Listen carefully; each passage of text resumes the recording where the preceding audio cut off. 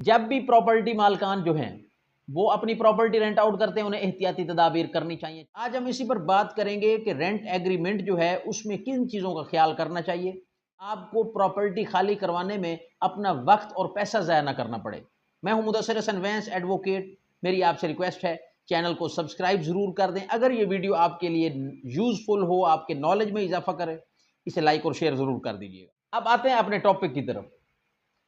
پاکستان کے اندر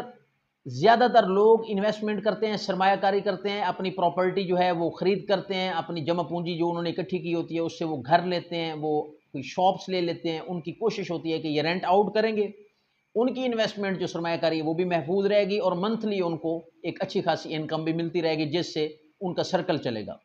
کچھ لوگ بڑے پیمانے پر یہ کام کرتے ہیں، کچھ لوگ اپنی حیثیت کے مطابق یہ کام کرتے ہیں۔ لیکن کہنے کا مقصد ہے کہ کرایہ داری کا جو ہے نظام پاکستان میں بہت زیادہ ہو چکا ہے، جس میں ہاسٹل بھی آ جاتے ہیں، جس میں شاپس آ جاتی ہیں، گھر آ جاتے ہیں، مختلف قسم کے مطلب کہ بلڈنگز ہیں جو کہ کسی نہ کسی طور پر کرائے پر دی جاتی ہیں، رینٹ آؤٹ کی جاتی ہیں اور ان سے ارننگ کی جاتی ہے۔ سب سے پہلے بات کرتے ہیں تحریری معاہدہ۔ کرایہ دار آپ نے ڈھونڈ لیا پراپرٹی ڈیلر کے ذریعے یا آپ نے خود ڈھونڈ لیا، اب کرایہ دار اور آپ کے درمیان ایک تحریری معاہدہ ہوا۔ آپ یہ سمجھتے ہیں کہ دونوں اب یہاں پہ اپنے دستخط کر دیں گے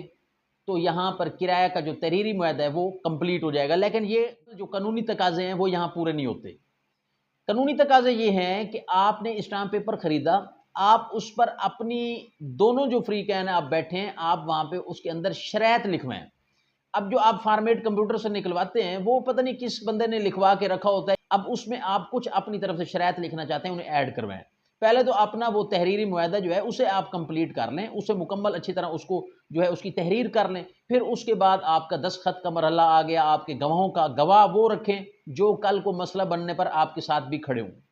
اب آپ نے یہ کام کر لیا، پھر آپ نے سمجھا کہ ہمارا یہ قانونی دستاویز کمپلیٹ ہو چکا ہے، تحریری معاہدہ ہو چکا ہے، اب ہم جو ہے کرایہ دار کو یہ پراپرٹی کی کی جو ہے چابی اس کے حوالے کر دیں۔ ابھی یہاں پہ یہ کمپلیٹ نہیں ہوا، یہاں پر ایک اور سب سے بڑا جو قانونی میٹر ہے وہ یہ ہے کہ آپ نے اس کو رجسٹر بھی کروانا ہے، رینٹ رجسٹرار کے پاس اس کو رجسٹر کروائیں۔ جو قانونی معاہدہ ہے، جو آپ نے تحریری ریٹن ایگریمنٹ لیا ہے کرایہ داری کے قانون کے تحت، اس کو رجسٹر بھی کروائیں۔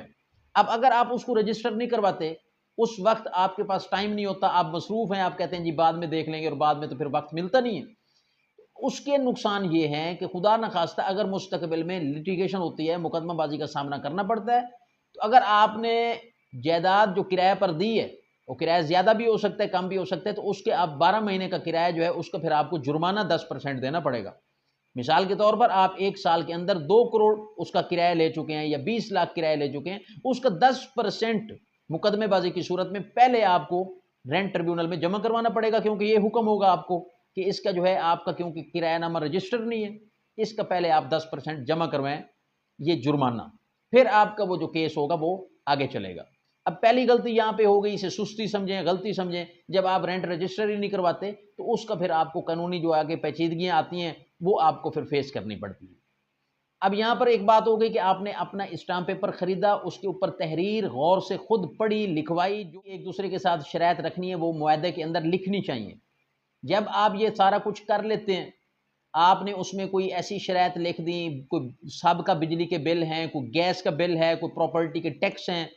یہ تمام آپس میں آپ طے کر لیں اور ان کو تحریری جو ہے طور پر آپ اس کے اندر معاہدے میں نوٹ کر لیں کہ کل کو کسی قسم کا بھی آپ کو پراپرٹی تو آپ نے ویکیٹ کروانی ہے، ساتھ میں آپ کو فنانشلی نقصان بھی نہیں ہوگا۔ اب یہاں پر ایک صورت تو یہ آ گئی نا کہ آپ نے کرایہ خود مالک ہیں اور آپ نے خود دستخط کیے، آپ موقع پر موجود تھے، آپ نے کسی دوسرے شخص پہ رلا نہیں کیا، آپ خود موقع پر گئے، سارا کچھ خود کیا۔ اب دوسری سچویشن یہ ہوتی ہے کہ آپ ملک سے باہر ہیں، آپ روزگار کے سلسلے میں کسی دوسرے ملک میں رہتے ہیں، کسی دوسری جگہ پر اپنا کوئی کام کرتے ہیں، کسی دوسرے شہر میں ہیں، جب آپ اپنی پراپرٹی رینٹ آؤٹ کرنے میں واپس وہاں پہ موقع پہ نہیں پہنچ سکتے، تو آپ سب سے پہلے تو آپ ایک ایسا بندہ منتخب کریں، ایک ایسا انسان ڈھونڈیں جو کہ کل کو آپ کے ساتھ دھوکہ نہ کرے، جو کہ آپ کی پراپرٹی کو آپ کی ہی پراپرٹی سمجھے، صرف وہ امانت کے طور پر آپ کے سونپے ہوئے کام کو آگے آپ کا ایک ایجنٹ کے طور پر یا وہ آپ کا ایک مختار عام یا مختار خاص کے طور پر آپ کی پراپرٹی کی کیئر کرے۔ تو جب آپ خود نہیں ہیں تو پھر آپ ایسا بھائی، بھتیجا، بیٹا، کوئی ایسا بندہ منتخب کریں جو کہ کرایہ دار کو آپ کی طرف سے کرایہ نامے پر دستخط کرے، کرایہ کے معاملات کو دیکھے، کرایہ وصول کرے، لیکن اس کے لیے ایک امپورٹنٹ جو قانونی بات ہے وہ سمجھ لیں کہ اگر تو وہ آپ کی طرف سے بغیر کسی پاور آف اٹارنی کے، بغیر کسی قانونی اجازت نامے کے یہ تمام کام کرے گا تو وہ پھر اللیگل ہوگا۔ اس کے لیے آپ کا خدا نخواستہ مستقبل میں کوئی کرایہ دار کے ساتھ مسئلہ پیچیدہ ہوتا ہے تو یہ عدالت میں ثابت نہیں ہوگا کہ کرایہ دار کا اس کے ساتھ ایگریمنٹ کیسے تھا، کیونکہ وہ تو اس پراپرٹی کا مالک نہیں تھا۔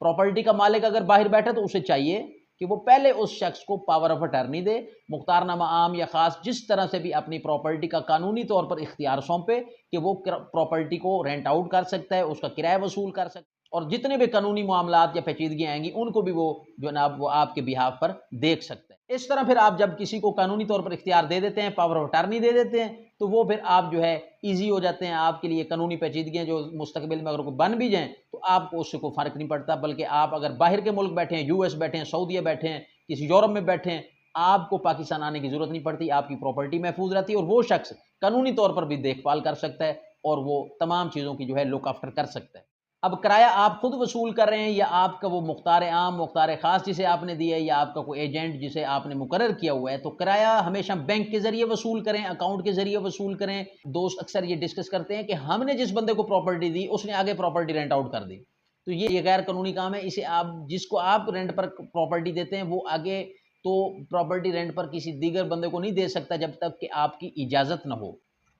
وقتاً بوقتاً اپنی جائیداد کا معائنہ جو ہے وہ کرتے رہا کریں۔ آپ اگر یہاں پہ نہیں ہیں تو اپنا کوئی ایسا شخص مقرر کریں جو کرایہ بھی وصول کرے اور آپ کی جائیداد کا اس کا وزٹ کرے۔ پراپرٹی ریپیئرنگ کے حوالے سے اگر میں بات کروں، زیادہ کیس اس حوالے سے بھی میں نے دیکھے ہیں کہ جناب کرایہ دار کہتا ہے کہ جی پراپرٹی ہمیں ریپیئر کروا کے نہیں دے رہے، مالک مکان کہتے ہیں پراپرٹی کے مالک کہ بھائی ہم ریپیئر کیسے روز کروا کر دیں، ہم نے جب ان کو پراپرٹی ہینڈ اوور کی تھی تو ہم نے یہ تمام چیزیں سیٹ کروا کر دی تھیں، اب یہ خود توڑ پھوڑ کرتے ہیں۔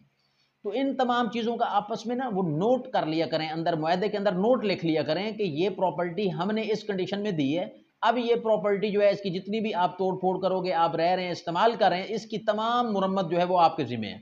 کچھ اس کی جو مین چیزیں ہوتی ہیں وہ پراپرٹی مالک کے ذمہ ہوتی ہیں، جیسا کہ اس کی بلڈنگ کا کوئی سٹرکچر خراب ہو رہا ہے، اس کی چھتیں خراب ہو رہی ہیں، کوئی دیواروں میں سیم آ گئے، تو وہ تو مالک نے کروا کر دینی ہے۔ اب اگر اس کے شیشے توڑ رہے ہیں، ان کے دروازوں کو جناب ڈیمیج کیا جا رہا ہے، یا ان کی دیگر جو اندر ایسی چھوٹی موٹی چیزیں جن کی جو استعمال کے ذریعے خراب ہوتی ہیں، تو وہ کرایہ دار اور مالک کے درمیان ایک معاہدے کے اندر نوٹ لکھ لینا چاہیے کہ وہ کرایہ دار جو ہوگا وہ خود ان کو مرمت کروائے گا جب تک وہ اسے استعمال کرتا ہے۔ تو اس سے یہ ہوتا ہے کہ وہ پھر عدالت کے اندر معاملہ نہیں جاتا، کیونکہ وہ ایک بات آپ کی طے ہوتی ہے۔ آئی ہوپ دیٹ کہ یہ ویڈیو آپ کے نالج میں اضافہ کرے گی۔ اس سے آپ کے اگر نالج میں اضافہ ہوا ہو، آپ کے لیے یوزفل ثابت ہوئی ہو، دوسروں کے فائدے کے لیے اسے لائک اور شیئر ضرور کر دیجیے۔ ایک نئی ویڈیو نئے لیگل ٹاپک کے ساتھ آپ کی خدمت میں حاضر ہوں گا۔ اجازت دیجیے، تھینک یو، اللہ حافظ۔